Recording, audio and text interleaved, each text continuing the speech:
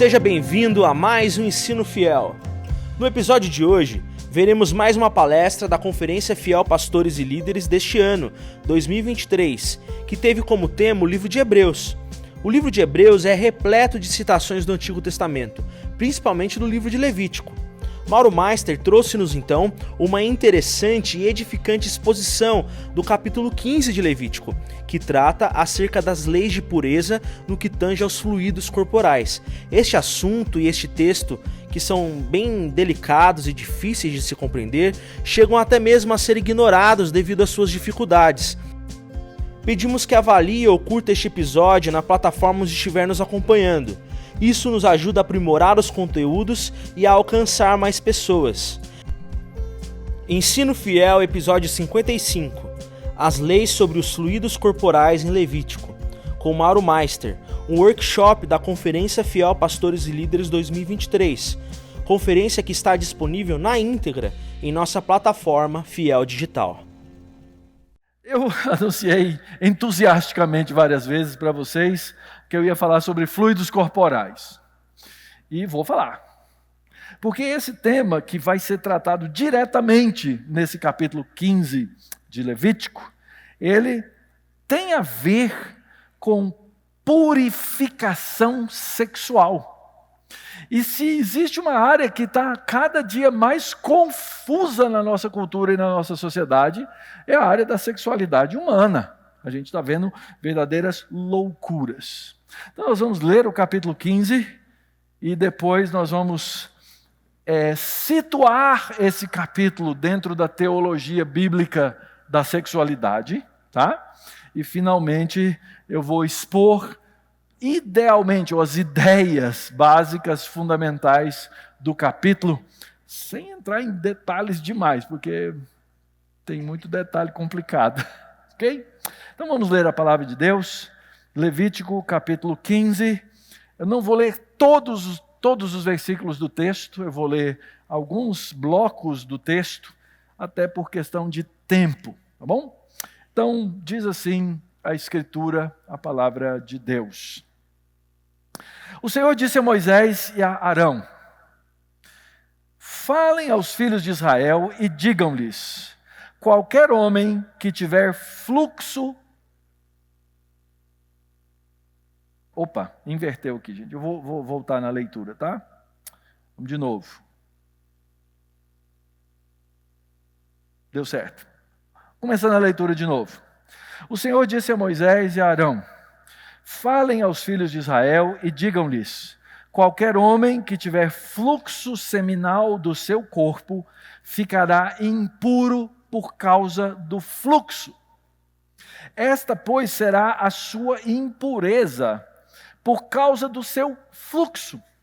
Se o seu corpo vaza o fluxo, ou se o seu corpo o estanca, esta é a sua impureza. Toda cama em que se deitar o que tiver fluxo, ficará impura. E tudo que ele se assentar, ficará impuro. Quem tocar na cama dele, terá de lavar suas roupas, se banhará em água, ficará impuro até a tarde. Quem se assentar sobre aquilo em que se havia sentado o homem que tem o fluxo, lavará as suas roupas, se banhará em água e ficará impuro até a tarde. Verso 13. Quando, pois, o homem que tem o fluxo estiver puro dele, então contados 7 dias para a sua purificação, lavará as suas roupas, banhará o corpo em águas correntes e ficará puro. No 8º dia pegará 2 rolinhas ou 2 pombinhos e virá diante do Senhor à porta da tenda do encontro e os dará ao sacerdote. Este os oferecerá, um para oferta pelo pecado e outro para holocausto. E assim o sacerdote fará por ele expiação do seu fluxo diante do Senhor. Quando um homem tiver emissão de sêmen, banhará todo o seu corpo em água e ficará impuro até a tarde. Toda roupa, toda peça de couro em que houver sêmen, tem de ser lavadas em água e ficarão impuras até a tarde. Se um homem tiver relações com mulher e tiver emissão do sêmen, ambos se banharão em água e ficarão impuros até a tarde. A mulher, quando tiver o fluxo de sangue, se este for o fluxo habitual do corpo dela, estará 7 dias na sua menstruação, e quem a tocar ficará impuro até a tarde. Tudo sobre o que ela se deitar durante a menstruação ficará impuro. E tudo sobre o que se assentar ficará impuro. Quem tocar no leito dela lavará suas roupas, se banhará em água, ficará impuro até a tarde. Quem tocar alguma coisa sobre que ela estiver assentado, lavará suas roupas, se banhará em água, ficará impuro até a tarde. Também quem tocar alguma coisa que estiver sobre a cama, ou sobre aquilo em que ela se assentou, esse ficará impuro até a tarde. Se um homem tiver relações com a mulher, e a menstruação dela tocar nele, ele ficará impuro por 7 dias, e toda a cama sobre que ele se deitar ficará impura. Quando uma mulher tiver um fluxo de sangue por muitos dias, fora do tempo da sua menstruação, ou quando tiver fluxo do sangue por mais tempo que o habitual, todos os dias do fluxo ela ficará impura, como nos dias da sua menstruação. Toda cama sobre que se deitar durante os dias do seu fluxo será como a cama em que ela se deita na sua menstruação. E toda coisa sobre que se assentar ficará impura conforme a impureza da sua menstruação. Quem tocar essas coisas ficará impuro. Portanto, lavará as suas roupas, se banhará em água e ficará impuro até a tarde. Então, o sacerdote oferecerá um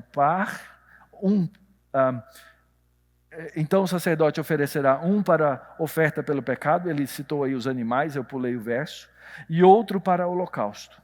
O sacerdote fará por ela expiação do fluxo da sua impureza diante do Senhor. Assim, vocês separarão os filhos de Israel das suas impurezas, para que não morram nelas, ao contaminarem o meu tabernáculo que está no meio deles. Essa é a lei, a respeito daquele que tem fluxo, daquele que tem emissão de sêmen, e que por causa dela fica impuro, da mulher em sua menstruação, daquele que tem o fluxo, seja homem ou mulher. E aí? O que o pastor faz disso, gente? Primeiro, é provável que alguns de vocês tenham ficado ruborizados. Pastor, o senhor está lendo essas palavras aí, eu não vou usar outras palavras, mas são palavras que a gente julga o quê? Pesadas, né? Indigestas. Isso não é um assunto para tratar no púlpito da igreja. Irmãos, desculpa. Se está na palavra de Deus, é para ser tratado no púlpito da igreja. E se você tem condições mais pudicas com relação a isso, quebra seu coração. Eu, antes de vir, estava falando com a minha esposa, e eu falei para ela da minha decisão. Eu vou falar sobre esse texto, lá na Fiel. Ela falou assim, você tem certeza? Eu falei, tenho. Lá na minha igreja eu tenho mais acesso, mais intimidade, mas por que não pode ser falado aqui? Afinal de contas, é escritura. E é muito provável que você nunca ouviu uma exposição, nem uma aula de escola dominical sobre isso. E talvez não ouça mais. Talvez seja a oportunidade única. Então, por que, pastor, vamos falar sobre isso? Primeiro, meus irmãos, a lei do Senhor é perfeita. A lei do Senhor restaura a alma. O testemunho do Senhor é fiel, dá sabedoria aos simples. Irmãos, toda a Escritura é inspirada por Deus e ela é útil para o ensino, repreensão, correção, educação na justiça, a fim de que o homem de Deus seja perfeito e perfeitamente habilitado para toda boa obra. Então, se o que Paulo disse na segunda carta de Paulo a Timóteo é verdade, Levítico 15 merece, como qualquer outro texto da Bíblia, a nossa atenção. Porque isso vai ser útil, vai ser usado para nos fazer crescer no conhecimento da vontade de Deus. Agora, pastor que está aqui, você escolheria esse texto para pregar na sua igreja num domingo à noite? Não, né? Então por que eu escolhi? Porque eu, na verdade, irmãos, eu não escolhi. O texto me escolheu. A minha função como pastor é pregar todo conselho de Deus. Então eu tenho que pregar todos os livros da Escritura em todos os textos da Escritura. Então eu tenho que pregar o livro de Gênesis inteiro, e eu tenho que passar por aquele capítulo 38, que é a história de Judá e Tamar. Pensa numa complicação. Então, se eu vou pregar Êxodo, eu tenho que pregar todo ele. E se eu for pregar Levítico, não dá para dizer assim, esse eu vou pular. Então eu não escolhi pregar. Mas por conta de uma filosofia expositiva, obedecendo um mandato da Escritura, de que eu tenho que pregar todo o conselho de Deus, esse texto faz parte do meu trabalho. E faz parte de você, os eleitos, os verdadeiros escolhidos, a igreja triunfante, que vai na Fiel na quinta-feira à tarde, ouvir sobre essas coisas. Retomando rapidamente, para que existe o tabernáculo? Nós vimos isso ontem, tá? Deus disse, eu vou morar no meio do meu povo. E para morar no meio do meu povo, eu quero que vocês construam um tabernáculo segundo o modelo que eu vou mostrar para você, Moisés, aqui, para que você faça junto com o povo. Então, capítulo 25 até o capítulo 40 é o plano do tabernáculo e depois a construção do tabernáculo. Eles terminam de construir o tabernáculo no capítulo 40, e aí no capítulo 40 diz isso: Moisés não podia entrar na tenda do encontro, porque a nuvem permanecia sobre ela, e a glória do Senhor enchia o tabernáculo. Então é mais ou menos o seguinte: Deus disse, eu vou morar no meio do meu povo, agora eu construí minha casa, tem pátio, tem sala, tem quarto, mas ninguém pode entrar nela, porque vocês são impuros. Nem Moisés, o grande profeta, o homem por quem Deus falava diretamente, podia entrar. Então o livro de Levítico, ele vai nos dar a maneira como nós acessamos a casa de Deus. Esse é o desenho. O livro de Levítico, ele tem um papel fundamental na mensagem do Pentateuco. Nós já vimos isso ontem rapidamente, eu só vou mostrar aqui que o livro de Levítico encontra-se exatamente no centro do Pentateuco. Ele é essa dobradiça sobre a qual todas as coisas funcionam. A história da redenção do povo de Deus passa pelas regras de como é que eu vou poder entrar na casa do Senhor. E o livro de Levítico é essa chave. E bem no meio do livro de Levítico, eu tenho as diferentes seções do livro. A primeira parte, capítulos 1 a 7, eu tenho sacrifícios, e o final do livro vai terminar com sacrifícios. Depois eu tenho uma seção que fala do papel dos sacerdotes, de como os sacerdotes deveriam proceder na casa de Deus. Depois eu tenho uma outra seção que vai falar sobre os sacerdotes. Depois eu tenho ao centro 2 códigos que são chamados códigos de pureza. E bem no meio eu tenho o segredo, o capítulo principal. O dia mais importante do ano é o dia do perdão, o Yom Kippur.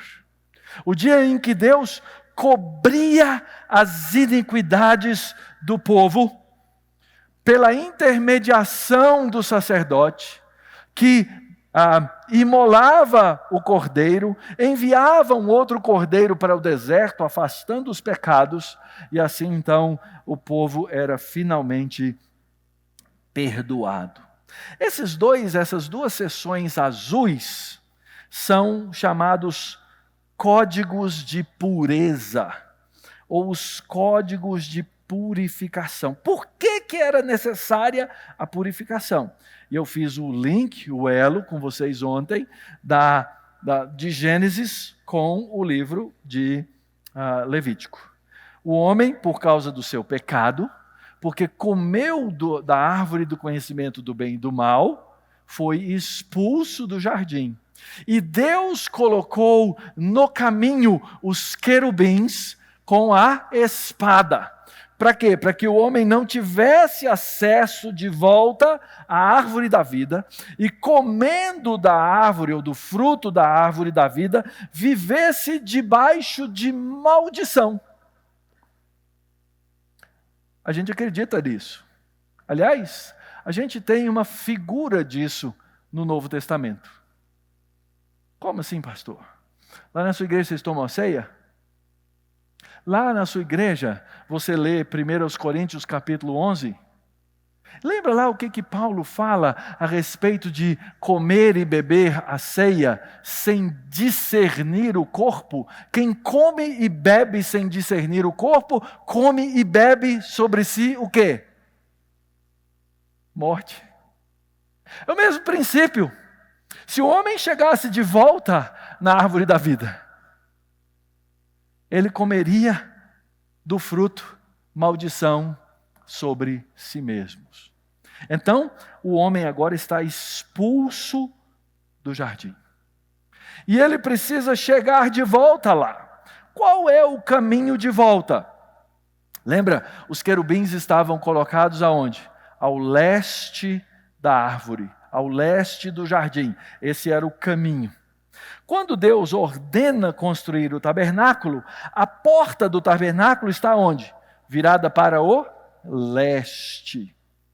E esse é o caminho que o homem precisava fazer para entrar de volta na casa de Deus. Só que quando o sacerdote chegava na porta, lá na porta do átrio, da parte de fora, depois do santo lugar e depois do santo dos santos, em cada uma delas tinha o quê?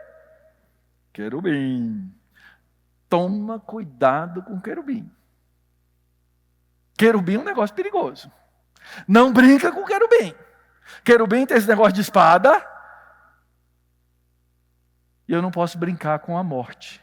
O sacerdote era lembrado disso o dia inteiro. O dia inteiro. Ele estava trabalhando lá, o povo do lado de fora, o dia inteiro. Lembrado de que era perigoso entrar de maneira impura na presença de Deus. Então ele entrava, ele fazia suas lavagens cerimoniais. Tem que lembrar, gente, sempre isso são cerimônias, tá? Então ele fazia suas lavagens cerimoniais aqui na bacia, ok? Depois ele matava o cordeiro, ele aspergia o sangue do cordeiro em volta do altar, depois ele queimava as partes devidas, dependendo do animal, né? E no dia do sacrifício, do Yom Kippur especificamente, é o dia em que o sacerdote chegava até o Santo dos Santos. Uma vez por ano, o povo recebia o perdão por esse ritual colocado diante de Deus. Gente, isso não significa que o crente no Antigo Testamento não orava, não pedia perdão pelos pecados, que ele não conversasse com Deus, tá? A gente às vezes ritualiza de uma forma e acha que era uma religião meramente mecânica. Não, isso aqui é didático, para que eles aprendessem alguma coisa. E aí então o sacerdote, quando ele entrava naquela última cortina para chegar no Santo dos Santos, e lá dentro tinha a arca, em cima da arca tinha os querubins olhando para dentro, a primeira coisa, eu expliquei ontem para vocês, ele aspergia o sangue na beira da arca, no leste, na frente da arca. Vai que eu chego mais perto e morro. Ele tinha medo. Era perigoso chegar na presença de Deus. Depois, ele então jogava o sangue sobre o propiciatório. Pastor Sharif falou sobre esse tema. Não é? E aí então os querubins que estavam olhando para dentro da arca viam que o salário do pecado é a morte, o sangue representa que alguém morreu, então assim os pecados estavam devidamente perdoados. E assim então Deus manifestava a sua presença e eles podiam finalmente voltar à presença de Deus. Ninguém chega na presença de Deus sem sangue. Ponto. Porque se chegar, morre. Mas tem várias outras regras. E nos capítulos 11 a 15, tem esse chamado manual de pureza, ou código de pureza. Esse código de pureza, ele tinha uma função muito clara. Olha só os temas. A gente fala assim, que o Levítico é o código de funcionamento do tabernáculo. Mas não é só do tabernáculo. É da liturgia do tabernáculo e da liturgia da vida. Então, olha só as coisas que o código de pureza vai tratar. Ele vai falar da sua alimentação. O que você pode comer e o que você não pode comer. Ele vai falar, de um capítulo, ele vai falar de pós-parto. O puerpério, não é? Ele fala sobre esse tema. O que nós geramos diante de Deus é importante. Um outro capítulo, Deus vai falar sobre doença de pele. Imagina, né, a indústria do make-up aí, né? Como ia gostar desse negócio. Deus fala de quem tem mancha, de quem não tem mancha. Tem uma outra parte que Deus fala do mofo. Deus está preocupado, gente, com o mofo na sua casa. Sabe por que existe o código de pureza, querido? Porque Deus se importa. Deus se importa. Sabe, irmã, quando você está sofrendo naqueles dias, Deus se importa. Deus cuida. O amor de Deus é para as coisas cotidianas da vida. É por isso que a palavra de Deus vai tratar de coisas tais como esses fluxos naturais, fluxos provenientes de doenças no aparelho reprodutivo masculino e feminino. E é por isso que a gente precisa aprender, assim que o capítulo termina, no versículo 31, não é? Assim vocês vão separar os filhos de Israel das suas impurezas, para que não morram nelas ao contaminarem o meu tabernáculo que está no meio deles. Porque se qualquer coisa impura fosse trazida para dentro do tabernáculo, dava ruim. Como é que eu sei disso? É só você ler no capítulo 8, 9 e 10. Na ordenação dos filhos de Israel. Quando o filho do sacerdote e o filho do sumo sacerdote chegava na idade certa, ele passava por uma cerimônia de ordenação. E aqui nos capítulos 8, 9 e 10 existe uma cerimônia de ordenação dos sacerdotes que iam passar a funcionar a partir daquele momento. Só que os filhos de Arão, muito espertos que eram, sabiam mais do que Deus, sabiam mais do que Moisés, sabiam mais do que a instrução, falaram assim: eita, pega o fogo lá. E levaram um fogo estranho. Uma possibilidade, uma interpretação, e os teólogos discutem sobre isso, é que eles inclusive tinham tomado uns líquidos estranhos.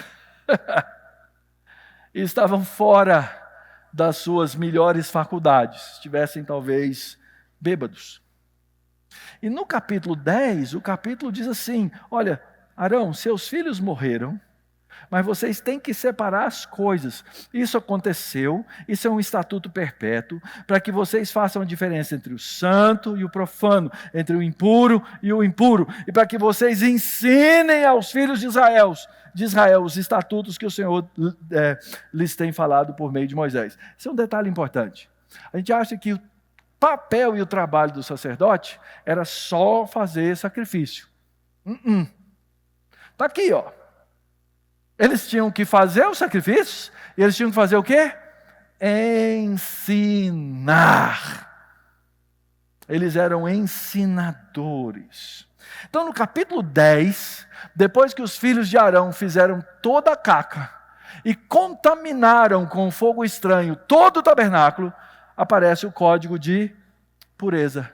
Para que o povo entenda que aquilo que aconteceu com os filhos de Arão, poderia também acontecer com qualquer outra pessoa na sua impureza. É por isso que o texto termina assim. Assim vocês separam os filhos de Israel das impurezas, para que não morram, para que não contaminem o meu tabernáculo. Então, aquilo que eu faço na cozinha da minha casa, aquele mofo que existe lá na parede, não é? Aquelas manchas de pele, aquelas doenças, e os fluxos que você tem no corpo, tem a ver com o quê? Com a nossa adoração a Deus. Porque essas coisas contaminam. Para entender isso, queridos, talvez seja importante, e esse capítulo 10 e esse final do capítulo 15, né, do Código de Pureza, é o que a gente chama de crux interpretum. É um ponto fundamental no processo interpretativo. Então, a contaminação é o que trazia morte. Como é que a gente pode entender um pouquinho essa ideia do puro, do impuro, do profano e do sagrado? Posso desenhar? Vamos lá. O mundo sacrificial em Israel, ele é dividido entre o que é sagrado e o que é comum. Dentro daquilo que é sagrado, existe aquilo que é santo. E aquilo que é comum é separado em duas classificações. É separado no puro e no impuro. O puro pode ser santificado. E aquilo que é impuro pode ser purificado. Aquilo que é santo pode ser profanado e vira puro. Mas aquilo que é puro pode ser contaminado e pode tornar-se impuro. Tudo que não é sagrado, tudo que não é santo, é comum, ou seja, é profano. Coisas comuns se dividem nesses dois grupos, puro e impuro. As coisas puras se tornam sagradas quando são santificadas. Por exemplo, o material que era feito o tabernáculo eram de coisas o quê?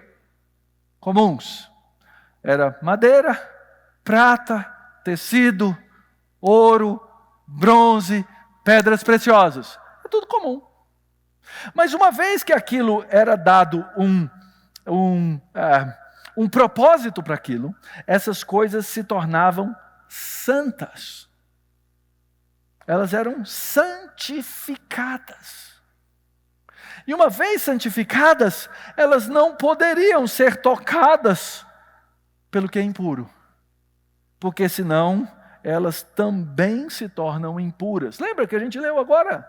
Se uma mulher tiver dessa forma, se um homem tiver emissão de sêmen, isso encostar, isso tocar, se torna o quê? Impuro. E se é impuro, não pode tocar naquilo que é santo. Se não pode tocar naquilo que é santo, eu tenho que passar por um processo de purificação. Como era feito o processo de purificação? Por meio do sacrifício. O sacrifício era usado para purificar e o sacrifício era usado para santificar. Se você for ler o cerimonial de consagração do tabernáculo, foi isso que aconteceu. Foram mortos animais, foi derramado sangue, foi colocado um óleo especial e assim por diante, para que se tornasse sagrado. Mas o que aconteceu quando os filhos de Arão levaram um fogo estranho para dentro do tabernáculo? O fogo estranho profanou. E aquilo que foi profanado também foi contaminado. Por quê? Não era só o fogo estranho. Era o fogo estranho e o pecado dos filhos de Arão. Nós temos que entender isso. Então, nessa estrutura sacrificial, nunca o que é impuro pode tocar o que é santo. Porque senão tudo fica contaminado. Então, a gente vai ler no nosso texto o quê?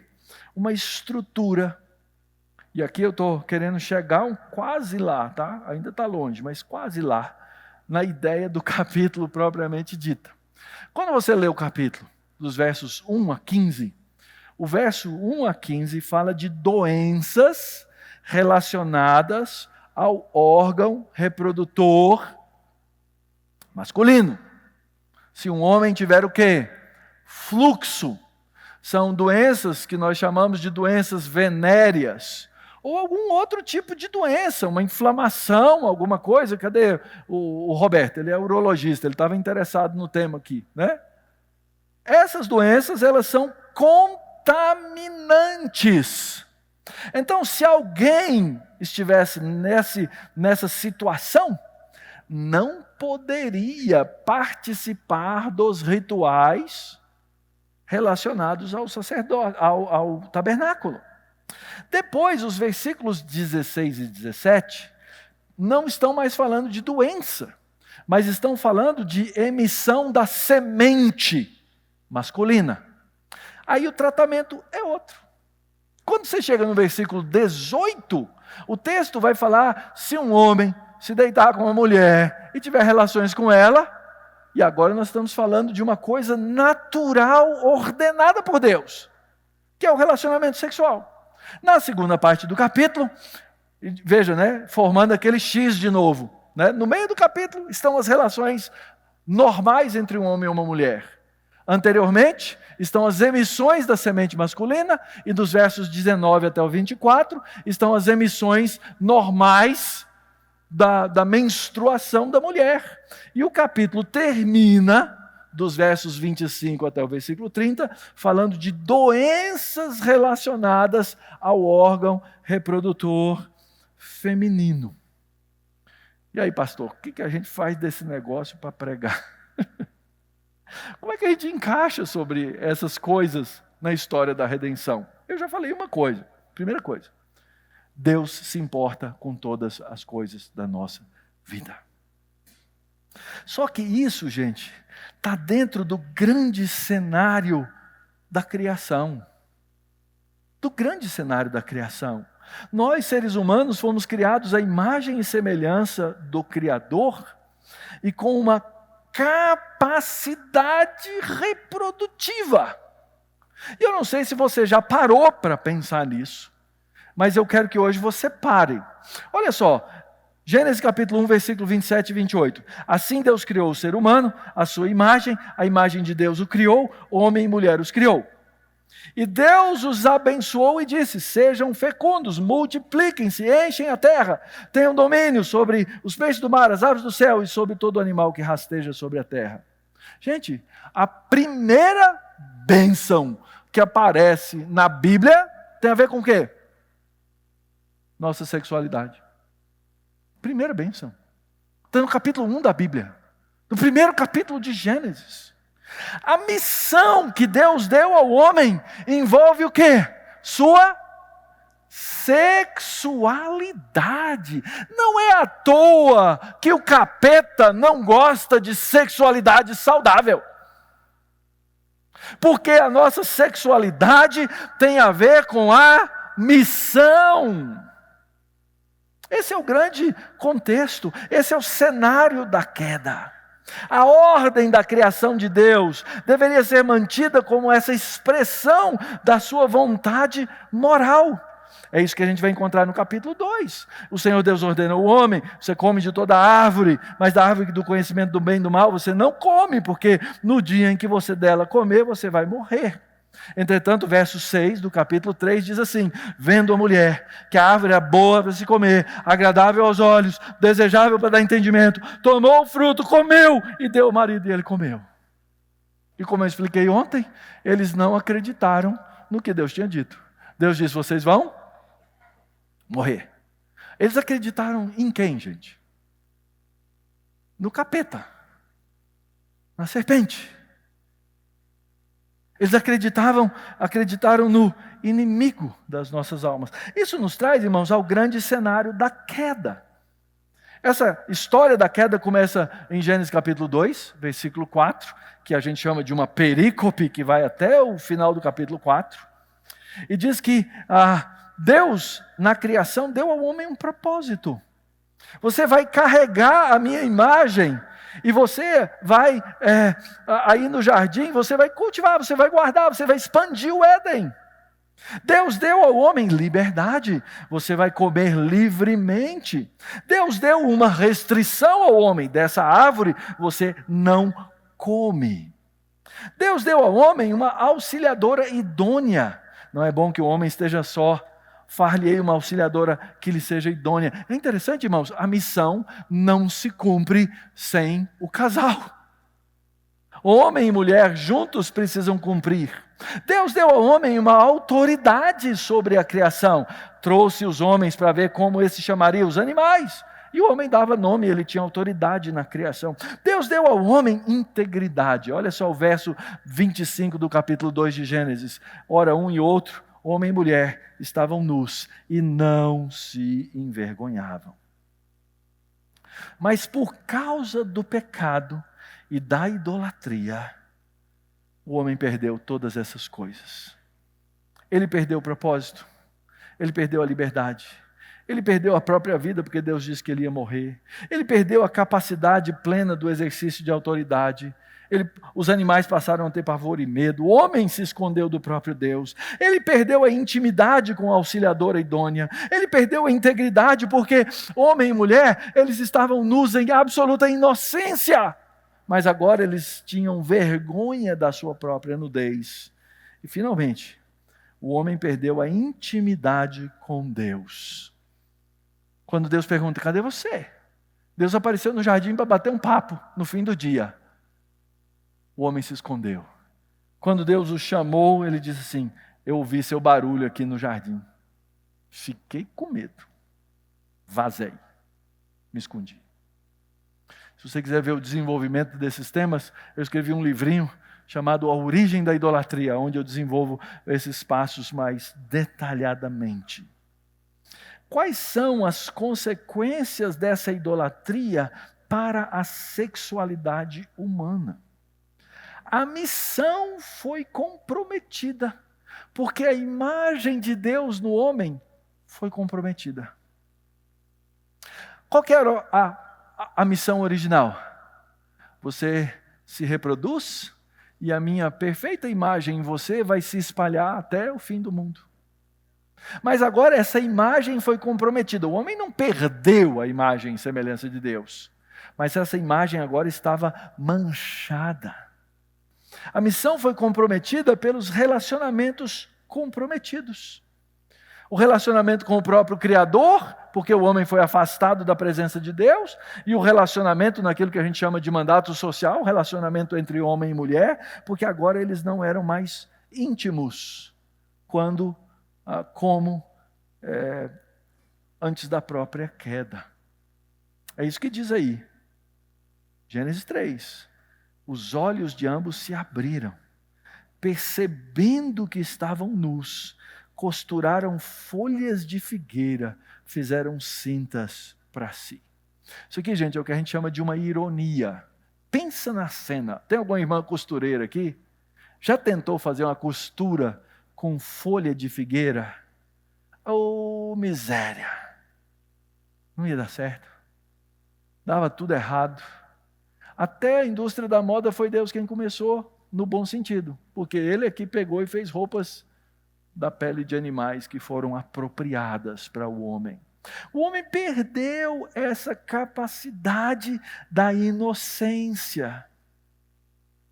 Se esconderam daquele com quem deveriam ter a maior intimidade. Irmãos, é por isso que sexo e religião são duas coisas muito ligadas. Muito ligadas. Muitas religiões antigas e contemporâneas giram em torno de práticas sexuais, cultuais, com sacerdotes e sacerdotisas do sexo. Era assim na Grécia, era assim no Egito, era assim em muitas outras, e é assim no nosso tempo. A religião do nosso mundo contemporâneo, do nosso mundo chamado laico, do nosso mundo chamado secular. É o que estão impingindo nos nossos filhos. Não se enganem. Essa história toda com esses movimentos que existem hoje, eles são movimentos religiosos. Você acha que Paulo falou que... Por que ele falou que alguns seguiam ensinos de demônios que proíbem o casamento? Você acha que é à toa? Não, não é à toa não. É a mais pura realidade de que sexualidade e religião estão vinculados. Porque o homem, depois de pecar, depois de desobedecer a ordem direta de não comer daquele fruto da árvore do conhecimento do bem e do mal, o homem simplesmente desregulou-se em todas as áreas da sua vida. E essa área, que era o jeito de cumprir a missão, nessa sexualidade que Deus havia dado ao homem, para que ele tivesse reprodução, para que ele tivesse alegria, para que ele tivesse satisfação, foi o quê? Foi corrompida. Então, quando aparece um capítulo como esse, e eu falei para vocês que eu não ia ficar falando de detalhes, é porque nós precisamos de uma sexualidade redimida. Porque a nossa sexualidade está ligada à nossa vida, e a nossa vida é uma vida religiosa. Então, as doenças relacionadas à vida sexual, elas nos afetam nossas capacidades. Por isso o texto diz assim: tudo que ele tocar fica impuro. Não tem como chegar, porque lembra, doença pega o que é puro e torna impuro. Pecado pega o que é puro e torna impuro. Então nós precisamos entender essas relações. Isso acontece com o homem, quando ele adoece, e ele precisa dessa purificação. Entretanto, quando o homem emite, veja só, ali é quando o homem tem um fluxo, tá? Ele está literalmente escorrendo, essa é a ideia. Ele tem algum tipo de doença venérea. Aliás, o texto é tão interessante, que fala assim, quando ele estiver soltando o fluxo, ou quando ele estiver entupido. Porque tem esses dois tipos de doença. Ele se torna impuro. E aí então ele precisa passar por um processo de cura, obviamente. Depois que ele tiver curado, ele vai ser purificado. E porque isso é produzido pelo nosso estado de pecado, e me entenda bem, quando eu falo que a doença é fruto do pecado, não é essa teologia tola que aparece por aí, eu estou doente, então qual foi o pecado que você cometeu? Lembra? Jesus até discutiu isso sobre o rapaz cego lá. Quem pecou? Foi a mãe, ou o pai, ou ele? Ok? Não é porque eu cometi um pecado, então eu tenho a doença X. Isso não está na Bíblia. Mas eu vivo num mundo de pecado. E porque eu vivo num mundo de pecado, eu estou sujeito a todas as doenças consequentes do pecado. Então o homem ficava doente. E aquilo fazia com que ele se tornasse impuro. Ele precisava então de ser purificado. E ele precisava de perdão por causa do pecado que circunda a vida dele. Ele precisava de um animal morto e de sangue derramado.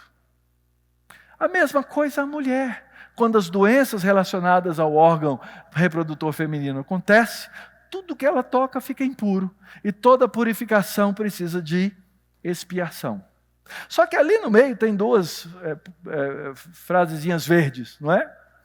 Essas emissões da semente masculina e a chamada emissão menstrual da mulher não são fruto do pecado necessariamente.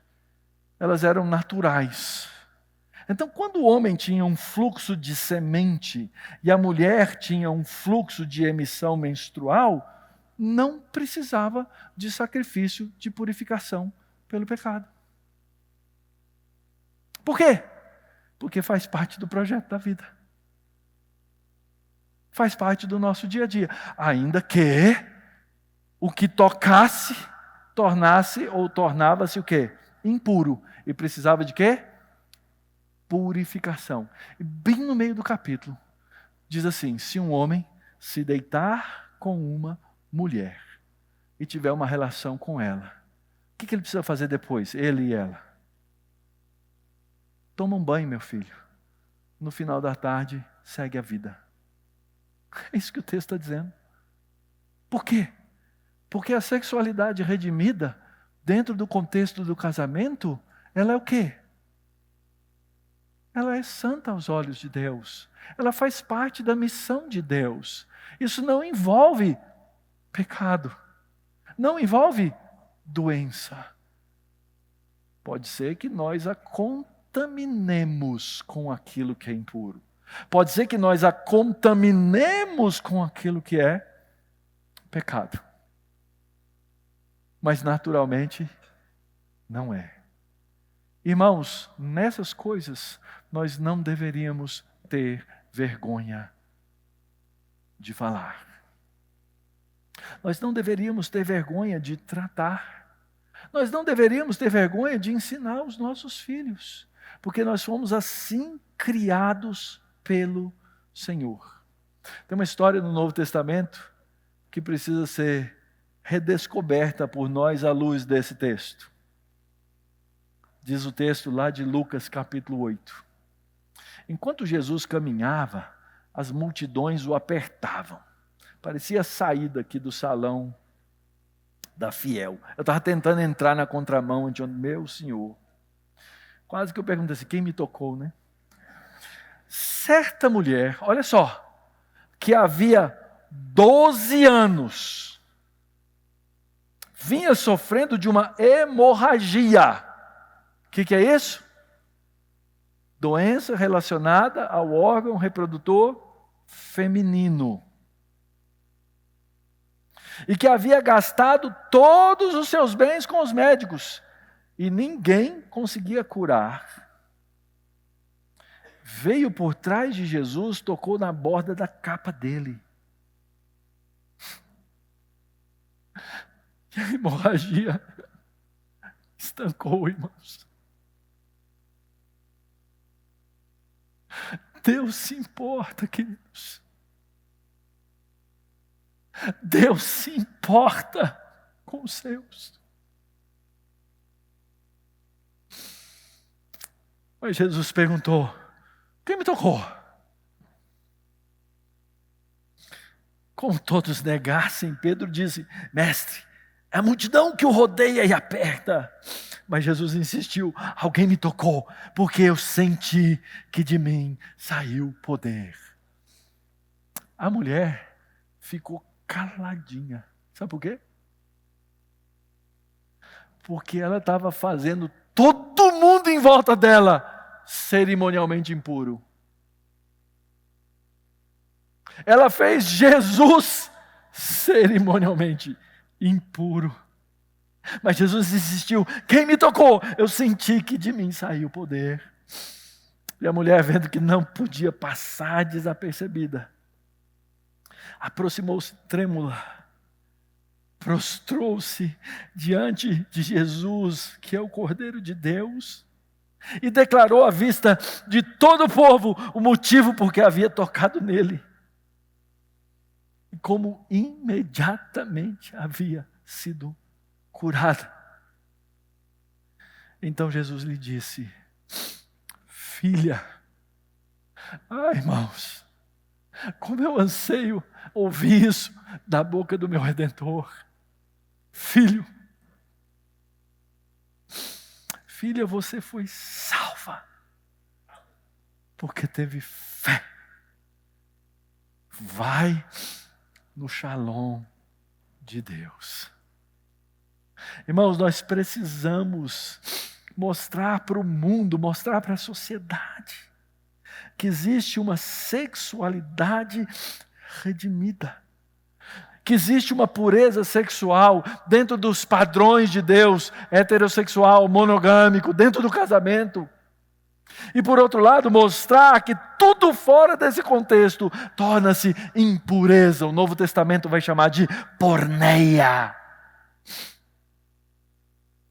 Essa sexualidade redimida é para o casado. Essa sexualidade redimida é para o solteiro. Mas nós precisamos resgatar a verdade da sexualidade bíblica, porque os nossos filhos estão sendo confundidos pela obra de Satanás.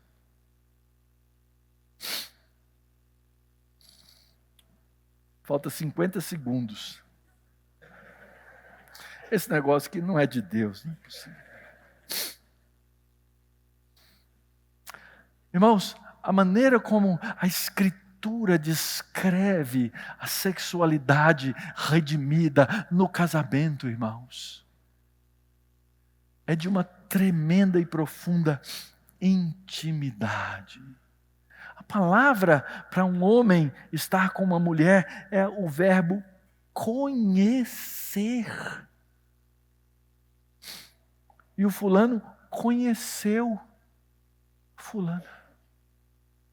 É íntimo. Aquela vergonha do jardim acaba na sexualidade redimida. Às vezes a Bíblia usa deitar-se e vários outros termos. Mas o fato é que na sexualidade redimida, que aparece na sua forma mais plena antes da queda, homem e mulher se tornam uma só carne. Nós precisamos resgatar isso. Por outro lado, a imoralidade sexual, que é essa chamada porneia, estraga toda a pureza e nos impede de estar na presença do Santo.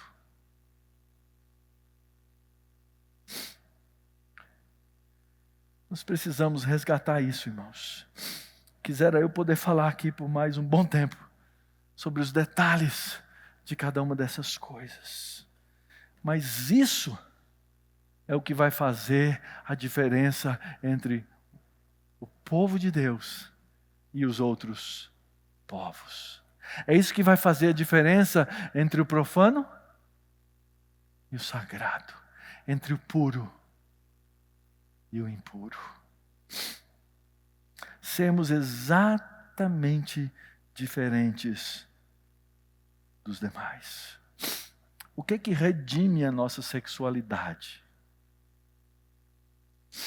O que é que nos faz diferente dos outros povos?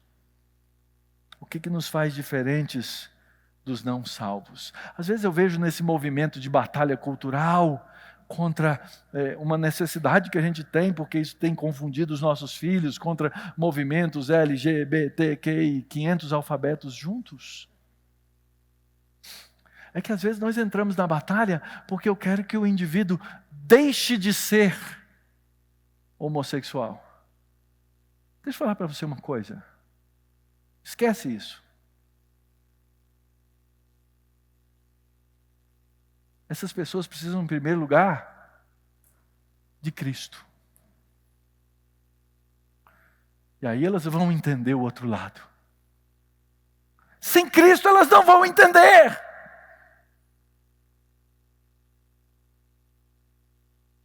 Sem Cristo, elas não poderão ser redimidas e purificadas. Nós precisamos de uma sexualidade redimida, de uma sexualidade purificada e de uma sexualidade intencional.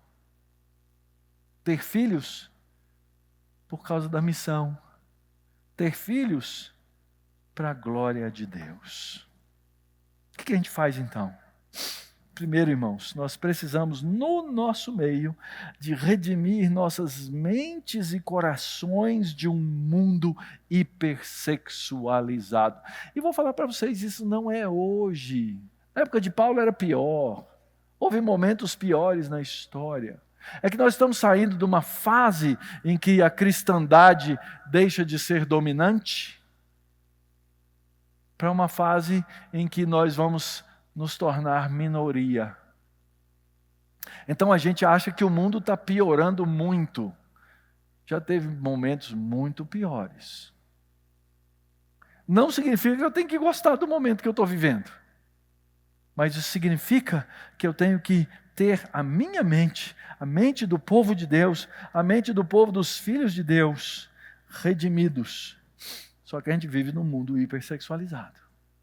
De imagens, de cores, de roupas e de tudo mais que se torna agradável aos olhos e nos leva ao pecado. O problema da pornografia no meio da membresia da igreja evangélica ao redor do mundo é estarrecedor. E é possível que alguns de vocês que estão aqui me olhando agora estão pensando assim: me pegaram.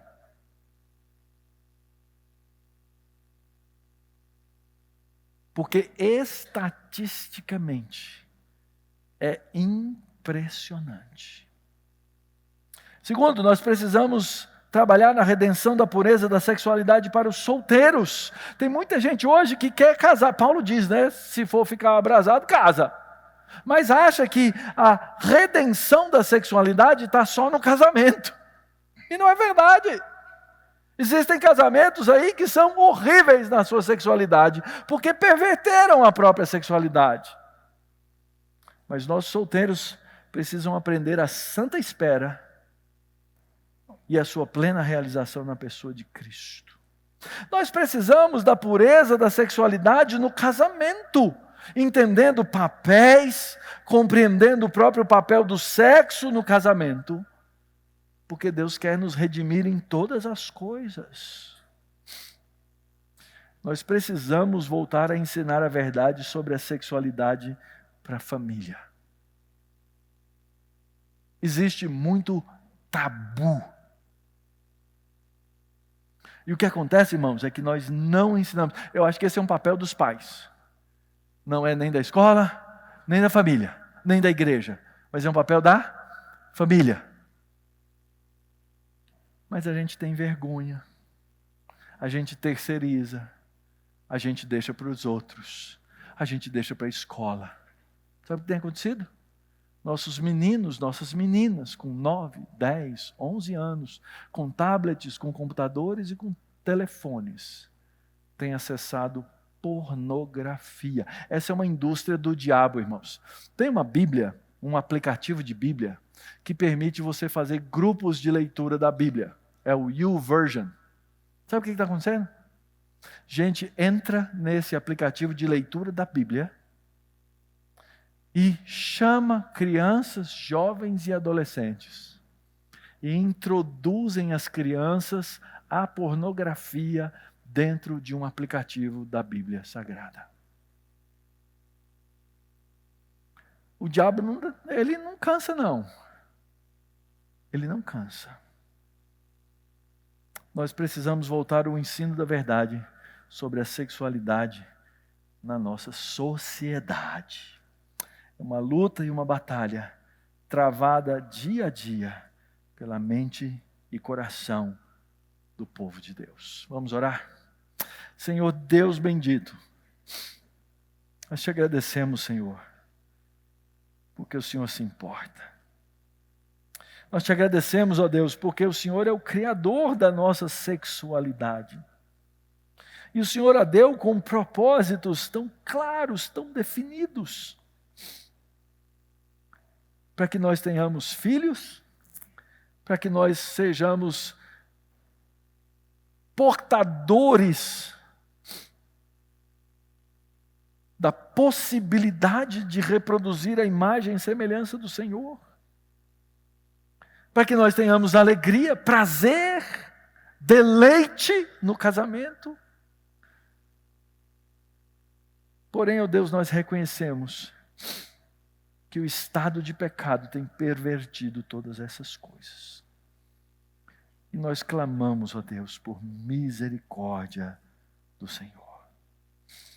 Por amor do Teu nome, ó Pai, desperta na igreja do Senhor, desperta nas famílias aqui, desperta nos líderes, nos pastores que estão aqui hoje. Desperta nos irmãos e nas irmãs o desejo de trabalhar de maneira intencional no próprio coração, na própria vida, na vida de sua família, na vida das igrejas, para verem uma sexualidade purificada.